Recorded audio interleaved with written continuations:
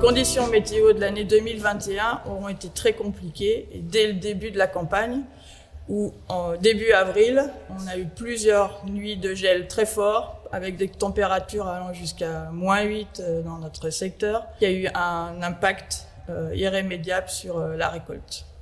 Fin mars, on a eu des températures anormalement chaudes pour ce mois-là, ce qui a développé la vigne et ça fait un débourrement assez précoce. Et malheureusement, les nuits de gel du mois d'avril ont eu un impact très fort. Heureusement, au mois de juin, on a retrouvé un temps chaud et sec, ce qui a permis à la floraison de se dérouler dans de très bonnes conditions. En juillet et en août, au début du mois d'août, on a eu de fortes précipitations pluvieuses, souvent très localisées, et qui ont donc eu un impact sur la pousse de la vigne, mais aussi sur les maladies qui se sont développées, oïdium, mildiou, et il a fallu être très réactif et très vigilant pour la protection des vignes.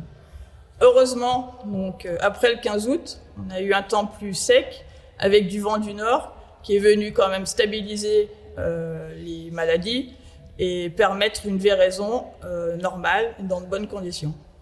Pour ce millésime 2021, on est revenu à des dates de vendange plutôt classiques pour la Bourgogne, où donc on a démarré l'écrément début septembre et les vins tranquilles à partir du 15 septembre, la mi-septembre, jusqu'à fin septembre, tout début octobre, pour la fin des vendanges.